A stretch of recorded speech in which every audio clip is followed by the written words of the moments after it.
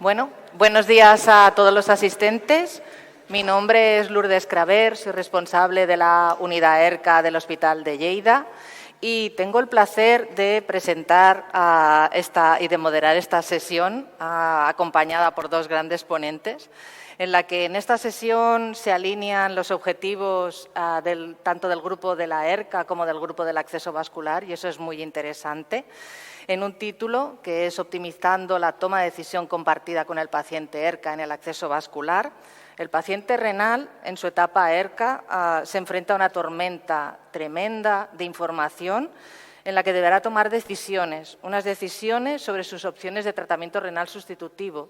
Estas decisiones condicionarán a su estado de salud y, por lo tanto, su calidad de vida. Así que contamos con la participación de nuestras dos grandes ponentes. Primero, Lola. Hola, Lola. Lola es nefróloga y directora asistencial de la Fundación Renal Española.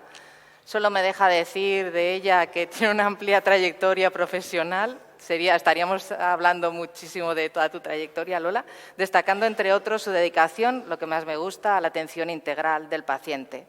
Lola nos presentará en su charla con qué obstáculos nos enfrentamos en la creación del acceso vascular a la unidad ERCA, más allá de los vasos. Adelante, Lola.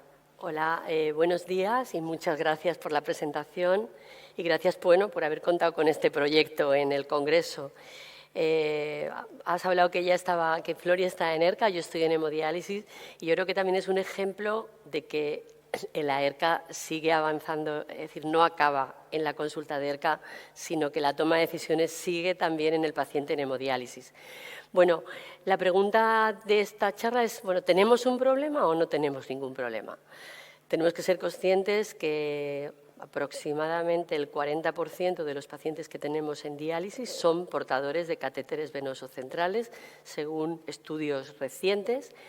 Sin embargo, las guías lo que nos dicen es que tenemos que tener menos del 10% de pacientes cuando empiezan diálisis y menos del 20% en prevalentes. Esto parece que no lo estamos consiguiendo y llevamos décadas sabiendo que esto es importante, pero no lo conseguimos, no lo logramos, incluso yo diría que vamos quizá incluso a peor, ¿no? Y que además, esos son un valor promedio, pero cada centro nos da una respuesta distinta. Es decir, tenemos centros que tienen un 21% de catéteres, estos son centros de la Fundación, cuando hay otros que llegan hasta el 70%. Es decir, ¿qué factores están influyendo en que unos centros tengan tantos y otros tan pocos? El problema claramente no son solo los vasos, sino el camino que tenemos hasta llegar a ellos. Aquí tenéis un ejemplo del camino. Una es ERCA, la planificación, la información, la toma de decisiones compartidas. Luego el paciente llega a la diálisis, muchas veces con catéter, y también tiene un seguimiento, un cuidado, una punción que puede ser exitosa o no. Y luego tenemos toda el área de cirugía vascular, la consulta, la anestesia, la lista de espera, el quirófano. Y, que los pacientes sean derivados precozmente a nuestras consultas para que podamos hacer esta planificación del acceso vascular. Y en el centro, como siempre, yo pongo al paciente, que parece que se nos olvida, pero es algo muy, muy importante. Entonces, para conseguir los objetivos necesitamos tres patas fundamentales. Una, calidad científico-técnica. Necesitamos unos buenos cirujanos vasculares, obviamente, gente que sepa lo que hace, gente que maneje el ecógrafo. Necesitamos una buena profesionalidad, pero no es suficiente eso. Vamos a necesitar también una buena organización, una buena coordinación entre ERCA y cirugía vascular, entre ERCA y hemodiálisis. Este engranaje es muy importante y, por supuesto, vamos a necesitar la ayuda del paciente. Y ahora os voy a explicar de qué manera. No hay buenos o malos vasos, hay vasos bien o mal cuidados. Yo no sé si en la sala cuidáis este cuidado del acceso vascular. Muchas veces no es que el vaso sea grande o pequeño, que hay estudios que tampoco demuestran que esto influya mucho en los resultados, pero es verdad que son pacientes que están muy pinchados. El paciente está concienciado con la necesidad de preservar su árbol vascular, intentar no pinchar los vasos que vamos a utilizar y a lo mejor utilizar los brazos de la mano, las venas de la mano. Bueno, pues todo esto puede influir en los resultados. Luego, el 90% de los pacientes que empiezan hemodiálisis tienen riesgo de mantener un catéter. ¿Esto qué quiere decir? Que tenemos que anticiparnos y que los pacientes no lleguen a la sala de espera de las unidades de diálisis con un catéter, porque siempre vamos a tener el paciente cuñado, que le llamo yo, que le va a decir que qué malo es la fístula, que te la pinchen. No sé si habéis tenido esta experiencia, pero yo creo que todos la tenemos bastante claras. Y todo esto está influyendo en la decisión que toma el paciente de negarse a hacerse una fístula, que es un problema cada vez más grande. En un estudio que hicimos en la Fundación Renal hace ya unos años, el 36% de los pacientes se negaban a realizarse una fístula, de los que tenían catéter.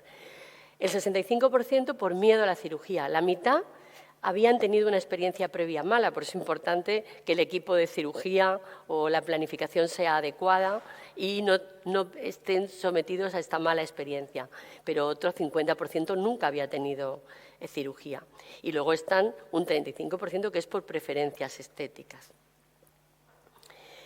Aquí veis, qué factores asociaban con estas negativas. Pues los pacientes que tenían miedo eran mayores que los que preferían el catéter a la fístula, el sexo parecía que no influenciaba, el tiempo de permanencia tampoco. Fijaros que el número de fístulas previas de la gente que tenía miedo era superior al otro grupo y fijaros la importancia, el 94% de los pacientes que preferían mantener catéter habían empezado con catéter al inicio de hemodiálisis. Yo creo que esto es uno de los temas más importantes. Y hablaba de la importancia del paciente y no voy a hablar solo de información, voy a hablar de alfabetización en salud. Según la Organización Mundial de la Salud, la alfabetización es la capacidad de las personas para acceder, comprender, evaluar y utilizar la información relacionada con la salud para la toma de decisiones que mejoren su calidad de vida. No se trata de leer un folleto, ni de que nosotros le digamos las cosas y creamos que lo han entendido. Se trata de entender, cuestionar y actuar sobre esa información. Hablamos de competencias, de cultura, de empoderamiento, de capacitación, porque el conocimiento genera autonomía y además es muy importante que generemos una confianza entre el paciente y el equipo sanitario. Esto de verdad que va a cambiar mucho la decisión que tome el paciente al final de la película. Y hablamos de alfabetización porque esto es empoderamiento. Empoderamiento significa transformar la información en acción, pasar de saber a poder, de poder a actuar y de actuar a decidir. Y cuando un paciente se siente competente, se compromete. Y cuando se compromete, desde luego que los resultados cambian. Y esto es lo que tenemos que conseguir. Lo que pasa es que ahora tendremos que ver, y Flori nos va a ayudar a entender cómo lo tenemos que hacer para que esto tenga efecto. Creemos que nuestros pacientes saben mucho de salud renal y, sin embargo, la prevalencia de la baja alfabetización en población general está en un 30 y un 50%, en ERCA entre un 25 y un 50%, y algunas poblaciones puede llegar hasta el 60%, en hemodiálisis entre un 30 y un 55%. Saben más la gente que está en lista de espera de trasplante o que está trasplantada o que está en técnicas domiciliarias, es decir, que aquí tenemos un campo muy importante donde actuar. Porque además, fijaros, hay estudios que muestran que este grado de alfabetización en salud va a influir en la decisión de hacerse una fístula. Las personas con más alta alfabetización en salud eligen fístula antes que catéter, porque tienen una mayor capacidad para interactuar con los profesionales de la salud, mejor habilidad de orientarse en los sistemas, más capacidad de encontrar buena información sobre salud y la entienden lo suficiente como para saber qué hacer. Porque además siempre le echamos la culpa al paciente, pero es un problema del sistema. No comprendí bien por qué era tan importante la fístula. Esto es bastante habitual. Cuando acabamos la consulta, y os animo a que veáis este vídeo de la clínica Cleveland, que se llama Empatía, conexión humana en la atención al paciente, que de verdad que no tiene desperdicio. Aquí os pongo dos imágenes. Y dice, demasiado conmovida para entender las opciones de tratamiento.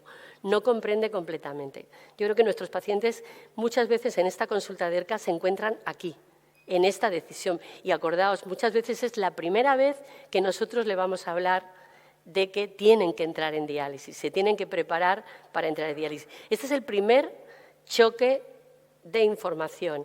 Y acordaos que informar mal es también un fallo asistencial. No es que informemos mal, informamos bien, pero si no llega al paciente no estamos haciéndolo bien.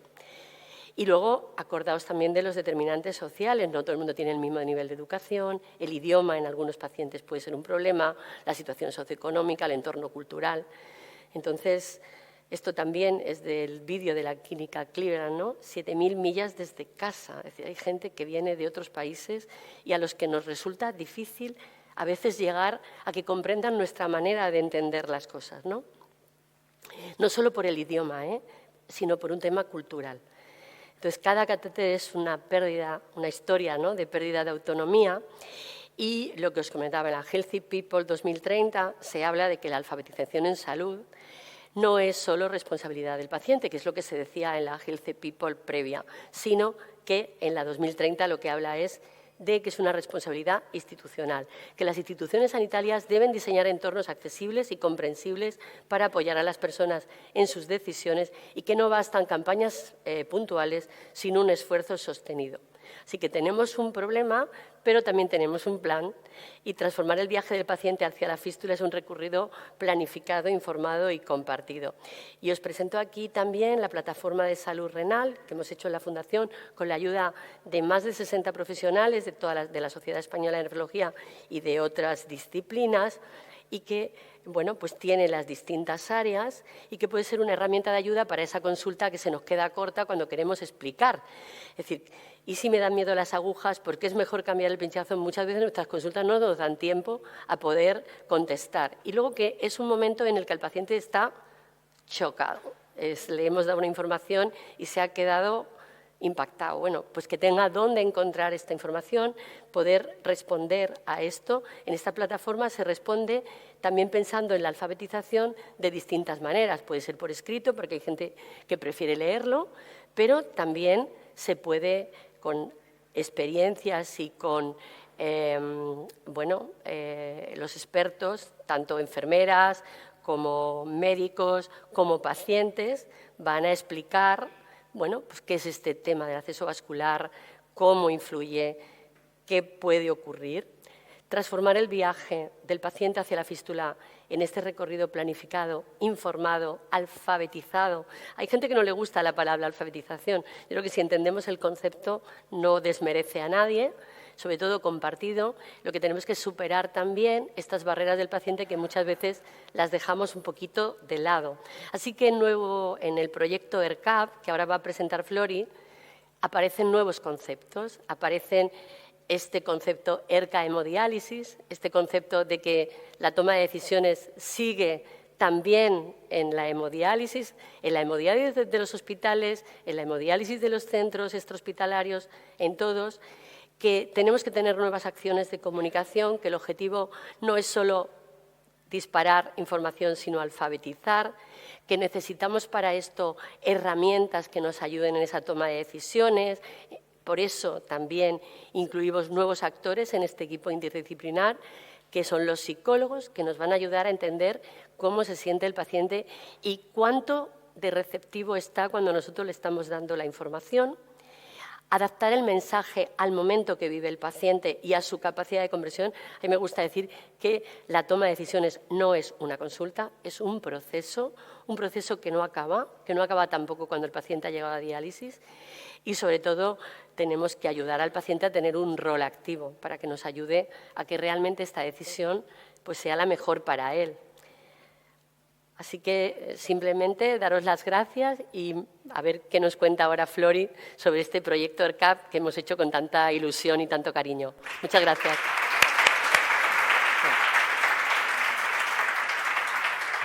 Gracias, Lola, por orientarnos, ¿no?, en qué obstáculos tenemos y en pro de la mejora de conseguir un acceso vascular.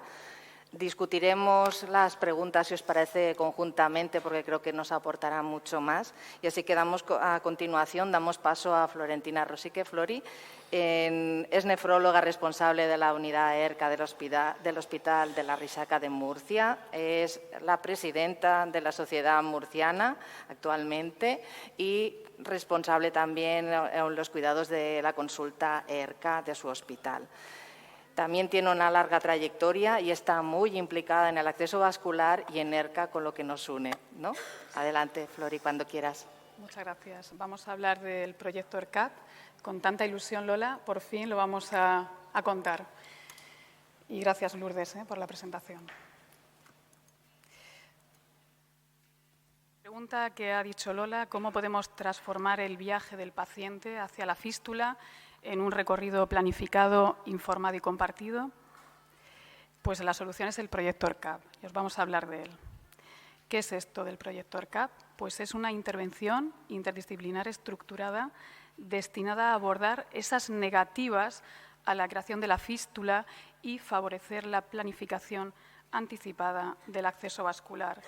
Para ello hemos hecho un estudio piloto con centros de Fundación Renal, Arrixaca, nos ha ayudado también Alcer, han estado ahí, y arropados por el grupo de trabajo ERCA, el grupo de acceso vascular de la SEN y GEMA.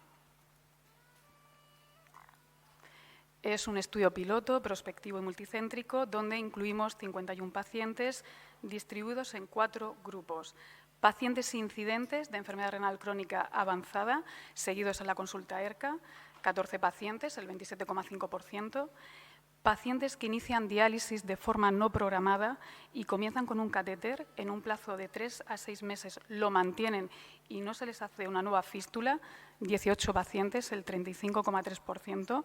Yo aquí me paro, de hecho el proyecto Acerca tiene un estándar de este tipo de pacientes, me parece súper importante recordar que estos pacientes empiezan de forma aguda la diálisis, se ven en una máquina, se ven con un catéter y nunca han tenido el paso por la consulta ERCA.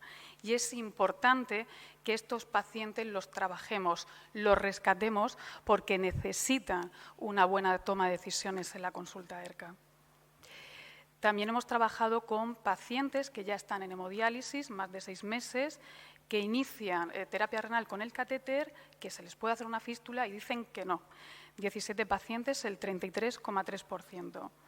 Y pacientes que están en hemodiálisis más de 6 meses, llevaban su fístula, la pierden, se trombosa, se les pone un catéter y dice que no se van a volver a hacer una nueva fístula. 2 pacientes, el 3,9%. ¿De qué herramientas disponemos en el proyecto ERCAP para superar esas negativas de los pacientes? Disponemos de las herramientas clásicas, por supuesto, equipos interdisciplinares del acceso vascular, formados por nefrología, enfermería nefrológica, que siempre están ahí, cirugía vascular, radiología vascular intervencionista, donde la herramienta fundamental de todo este proceso es la ecografía Doppler.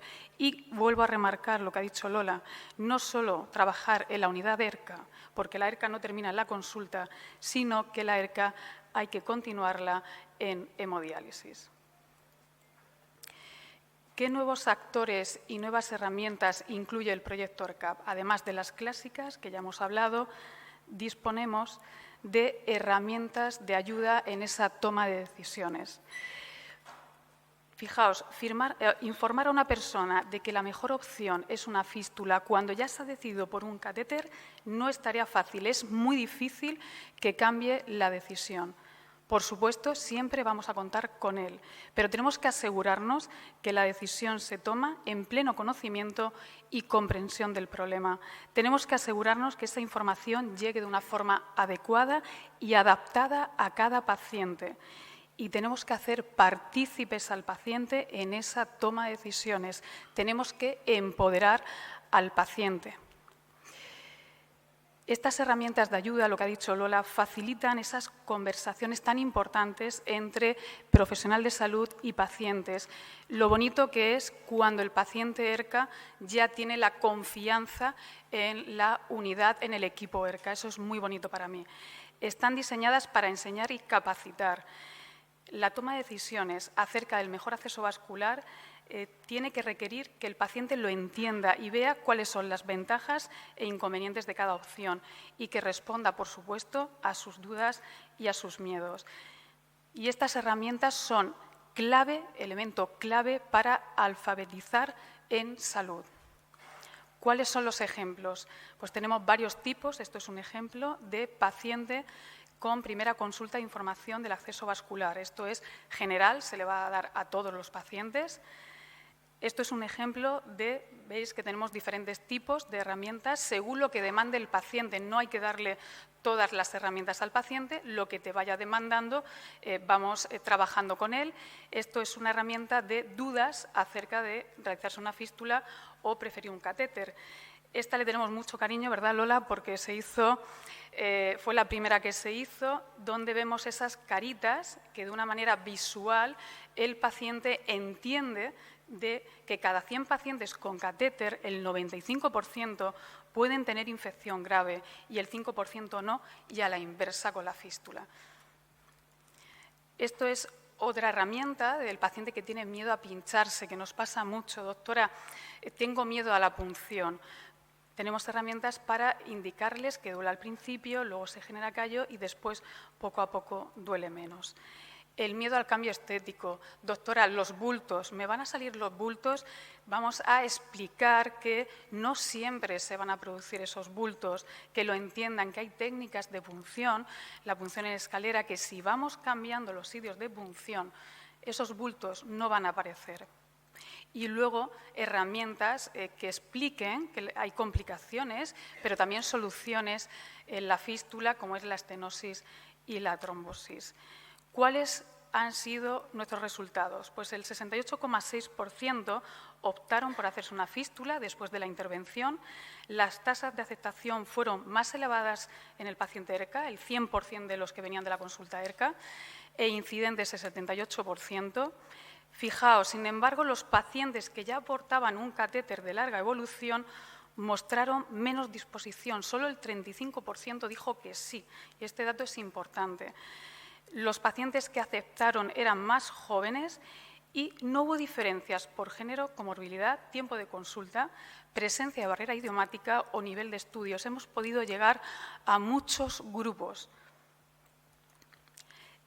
¿Qué tiempo hemos destinado a estas consultas? La primera consulta fue de 30 minutos, fue hecha por enfermería en el 100% de los casos y el tiempo de las siguientes consultas fue de 15 minutos. Ya baja el tiempo y en esta segunda, tercera, ¿cuántas consultas? La que el paciente necesite, lo que haga falta.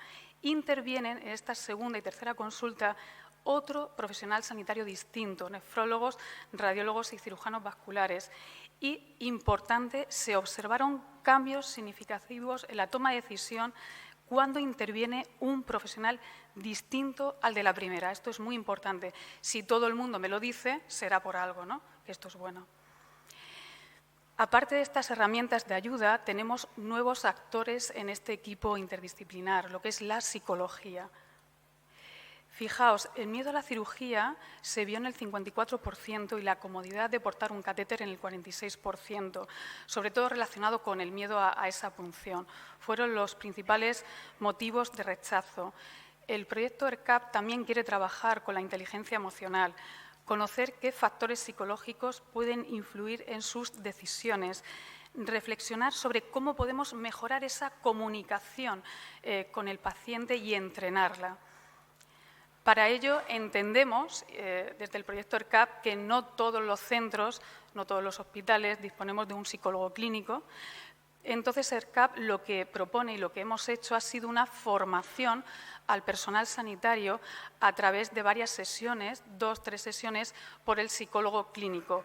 ¿Para qué? Para ayudarnos a detectar emociones negativas, evaluar síntomas de ansiedad y depresión, haremos un cribado y, si lo hay, derivamos al psicólogo clínico, establecer una buena relación de ayuda, comprender al paciente, no dejarlo, si no quiere hacerse una fístula, es que no quiere, que se quede con el catéter, no, ¿qué está pasando? Tenemos que ir más allá y mejorar esa comunicación. Estos fueron los cuestionarios que utilizamos, el Q4, que es una herramienta que evalúa síntomas de ansiedad y depresión. Una puntuación mayor o igual a 3 indica probabilidad de trastorno clínico. Tuvimos una media de 2,2. Tuvimos la escala APAIS, que es una herramienta que permite evaluar el nivel de ansiedad y necesidad de información en el contexto preoperatorio. Una puntuación mayor o igual a 11 es indicativa de ansiedad clínica. Tuvimos una media de 10,9 y fijaos, el cuestionario de satisfacción, que era muy importante para nosotros, obtuvo una media de 8,1 sobre 10, bastante elevada. Así que, como conclusiones, esta intervención interdisciplinar estructurada ha demostrado ser eficaz para aumentar esa aceptación de la FAP como acceso vascular, especialmente en pacientes que vienen de la consulta ERCA y aquellos que inician diálisis de forma aguda. Recordar, no olvidar a estos pacientes. Es necesario intervenir precozmente porque ya hemos visto que los que portan catéter de forma crónica tienen mayor resistencia al cambio. Estamos contentos porque el grado de satisfacción de la intervención ha sido elevado. La incorporación de herramientas de ayuda en esa toma de decisiones y la unidad de psicología en el equipo interdisciplinar se convierten en elementos fundamentales en esa planificación. Por supuesto, tenemos que seguir manteniendo las herramientas clásicas, ese equipo interdisciplinar, cómo cambiaban de decisión, coordinado, ecografía Doppler. Estos términos importantes, hay que trabajar en las unidades ERCA, pero la ERCA va más allá, vamos a las salas de diálisis y la idea a día de hoy es integrar el proyecto ERCAP en esa práctica clínica diaria de las unidades ERCA en la toma de decisiones compartida. De hecho, ahora vamos a hacer un estudio piloto del cual nos gustaría que participarais quien quiera porque queremos validar estas herramientas para la unidad ERCA. Mañana el proyecto ERCAP continuará con la comunicación oral a las 9 de la mañana y, por supuesto, el año que viene os esperamos en Murcia con los brazos abiertos a todos. Muchas gracias.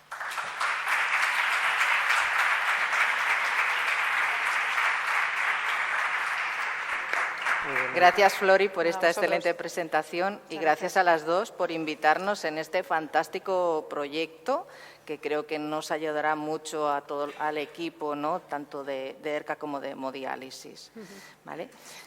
Invitamos a los asistentes. Yo creo que hay muchas preguntas porque ¿no? interesa mucho el tema, así que adelante cuando queráis.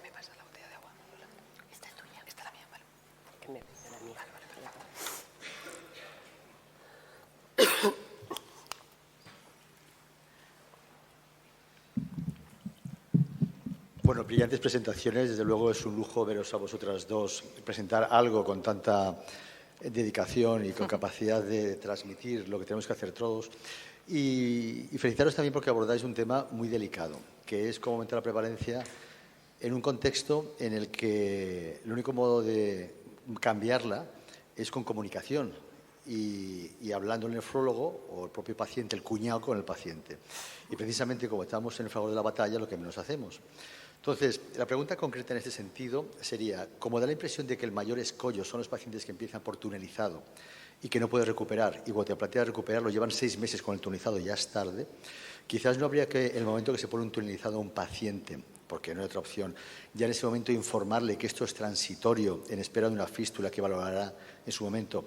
Y 2, quizás no dejar al paciente rodeado de pacientes con complicaciones y fístulas anurismáticas que le dan miedo y cuando quiere recuperarlo ya esa información que ha estado 5 meses impregnando al paciente no puede recuperarla.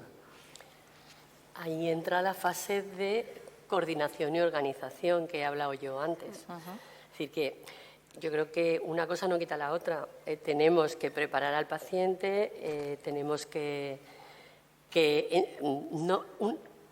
organizarnos bien, tenemos que intentar minimizar el tiempo que está con catéteres, pero lo otro no puede dejar de hacerse. Es decir, que las dos cosas juntas. De hecho, nosotros en nuestro hospital, tengo por aquí compañeros, ya ellos mismos nos empiezan a mandar a los pacientes para que tengan esa ERCA bien merecida, o si van a las salas, también hacer esa ERCA en la sala, ¿no? Que es lo que nosotros aquí proponemos, porque luego te encuentras al paciente a los 5 meses con un catéter infectado que ha pasado y el paciente no ha tenido una información, una comunicación, y es lo que queremos trabajar con el proyecto ERCA. La información tiene que empezar en ERCA, tiene que continuar en hemodiálisis, tenemos que minimizar el tiempo que están con catéteres y para eso también en las guías tenemos los indicadores de proceso, que si una unidad tiene muchos catéteres o hay muchas negativas, pues tenemos que medir estos indicadores para ver, oye, ¿estamos mandando cuando corresponde al paciente al cirujano? Y de hecho, el proyecto Acerca lo recoge los estándares, ¿no? Que tenemos que hacer esa toma de decisiones cuando ya se prevé que el paciente se va a quedar con una enfermedad renal crónica en hemodiálisis. Entonces tenemos que trabajar y luchar por eso.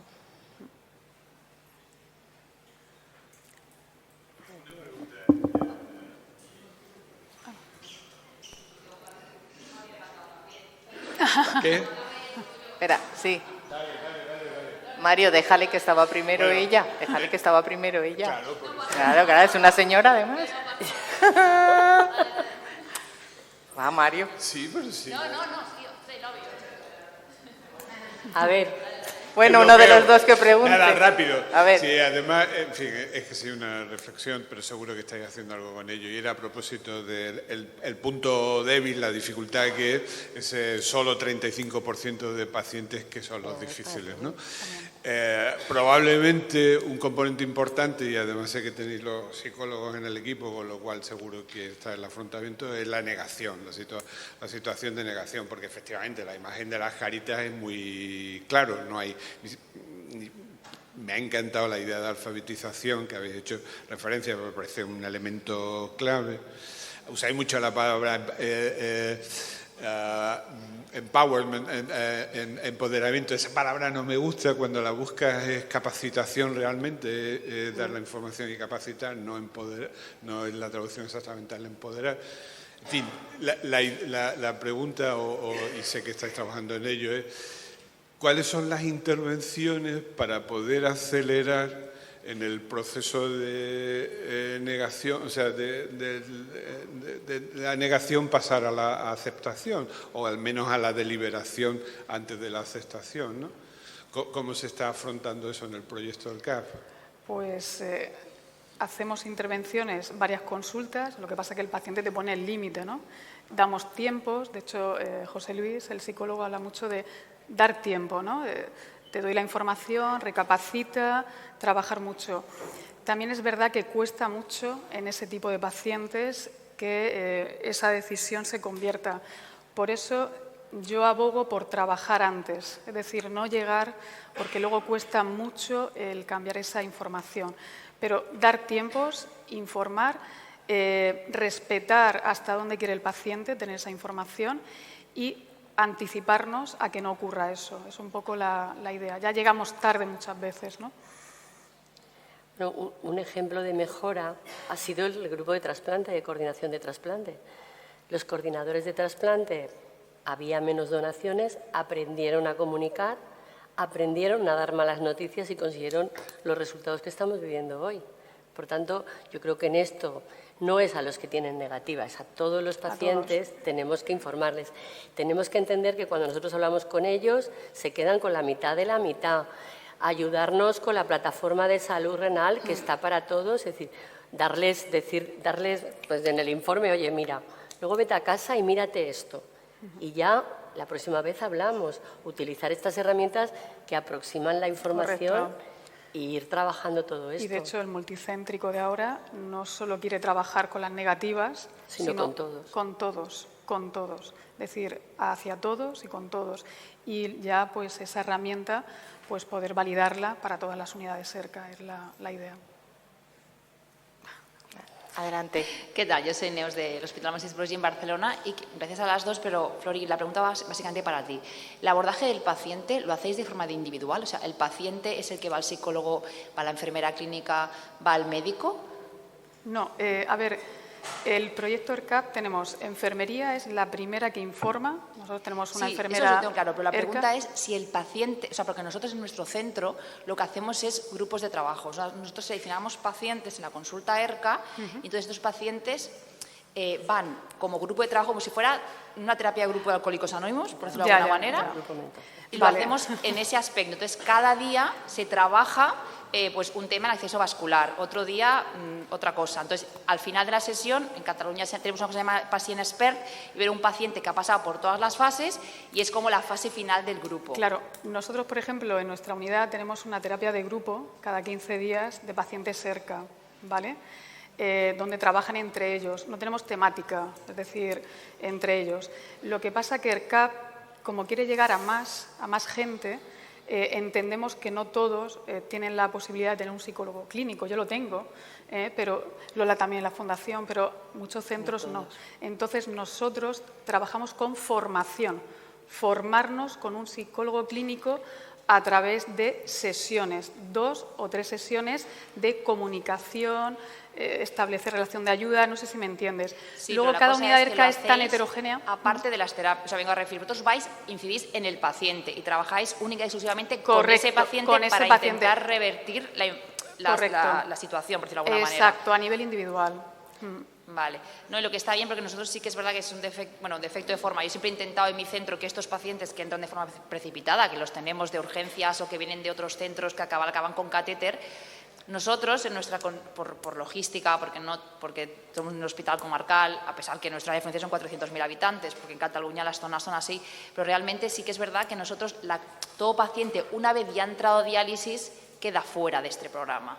Entonces, claro, cuando quieres revertir tú como nefróloga, tú sola, intentar al paciente de que tiene la fístula aneurismática al lado, te dice, yo esos bultos no los quiero, un clásico, ¿no? Entonces, es como que está bien que podamos incidir un poco en estos pacientes, aunque también tenemos que tener la realidad. Y ahora voy a decir algo políticamente incorrecto que no va a gustar, pero es cierto, cada vez nuestros pacientes son peores, son de edad avanzadas, más morbimortalidad, cantidad de aspectos que se van asociando y que hace que, desgraciadamente, los catéteres cada vez son más frecuentes en nuestras unidades de diálisis, y eso es una realidad que tenemos que asumir todos los nefrólogos. Y cambiarla. Sí, intentar cambiarla, pero que el tipo de paciente cada vez es lleva mayor. más a este tipo de pacientes incidentes con este tipo de acceso vascular. Sí. Yo creo que un poco el proyecto ERCAP lo que trae es un cambio de modo de hacer, que probablemente, a lo mejor muchos ya lo hacen, seguramente, ¿no? Pero si no se hace, pues que se tenga en cuenta, que se tenga esta idea de que cuando hemos dado la información, igual el paciente no la ha recibido, o que cuando un paciente se niega a hacerse una fístula, a lo mejor es que no hemos sido capaces de transmitir las cosas, que seamos conscientes de que nuestro lenguaje no es el lenguaje de los pacientes, que nuestro momento no es el momento de los pacientes y que lo tenemos que tener como integrado. Y no es más tiempo de consulta, es un modo diferente de atender a los pacientes o de comunicarnos con ellos. Tiempo de calidad. Es un tiempo de calidad, no es que tengamos que echar 2 horas. No. Con los mismos, habéis visto los tiempos, son los mismos que usamos. Lo que pasa es que aprendemos a hacerlo de una forma un poco distinta que da mejores resultados. Correcto, merece la pena. Bueno, yo creo que vamos a ir finalizando. Yo me quedo con 2 ideas y una pregunta muy para las dos. La idea es que creo que la toma de decisión... Enrique. Vale, sí. Bueno, enhorabuena a las dos por vuestras presentaciones. Yo quería hacer una pregunta práctica. Yo creo que en la mayoría de las unidades no hay psicólogos. ¿Quién asume ese papel? ¿Enfermería? ¿El médico? ¿Todos? Porque claro, en el día a día el tiempo es finito y ¿quién asume todos los test que hace los psicólogos, por ejemplo, y toda la labor de un psicólogo? Pues yo creo que en la mayoría de los sitios no hay psicólogo. No se trata, Enrique, de hacer test, se trata simplemente de incorporar esto que estamos hablando. Nos falta formación en comunicación. Exacto. Nos falta formación, de verdad. Solo os aconsejo que os veáis el vídeo de empatía de la clínica Cleveland. Ahí vais a ver cómo depende, esta comunicación con el paciente va a depender del día que tú tengas y del día que tenga el paciente o de las cosas que nos ocurren a ambas partes.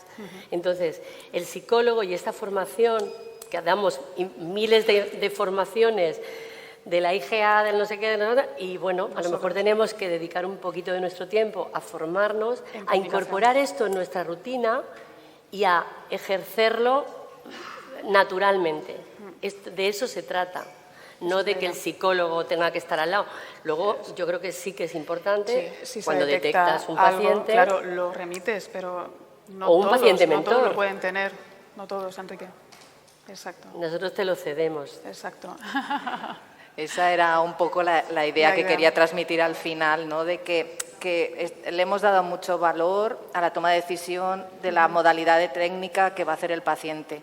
Pero dentro de, ¿no?, lo que nos aportáis con esta información nueva es, primero, hemos identificado que tenemos un problema en la forma no de informar, porque informamos y tenemos muchas herramientas y mucha información y disponibilidad, pero ¿cuánto le llega al paciente? ¿Qué ha percibido? Y esa es la parte que nos aporta el psicólogo, ¿no?, ayudarnos, ¿no?, a cómo debemos transmitir esa información. Y una pregunta para las dos, si queréis contestar, es, del proyecto hay un 30% que sigue negándose a hacer el acceso. ¿Tenéis algún plan para ello? Que creo que sí. El tiempo y volver otra vez con ellos. Y aceptar. Y aceptarlo. Aceptar que es una decisión como cualquier otra. Si después de que tú te has quedado tranquilo, que has llegado al paciente, que lo ha entendido, que te has aproximado como tienes que aproximarte, él decide que no, respetar. También te digo que es un logro que un 35% haya dicho que sí. Total, es decir, que lo que dice Dani, si uno dice que sí, bienvenido sea, ¿no? Totalmente.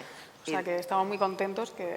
Y de ahí la trabajando. Satisfacción también del equipo. Correcto. Que ha entendido el motivo por el que ese paciente no y si es justificado. Eso es. Y luego que es posible que no alcancemos que cambien de una fístula a un catéter, pero estoy convencida que la satisfacción del paciente, que la comunicación... Exacto. Es decir, También. va a haber otros beneficios colaterales que quizás no sabemos medir o no los estamos midiendo, pero que estoy convencida, esa generación de la confianza entre médico y paciente, ¿no?, y equipo y paciente. Y el acompañamiento, que para mí es especial, es fundamental. el acompañamiento. ¿Y habéis medido la satisfacción del paciente y del equipo que le atiende? No, en el multicéntrico lo haremos. Pues eso, pues muchas gracias a las dos y no hay ninguna pregunta más. Gracias. Bueno.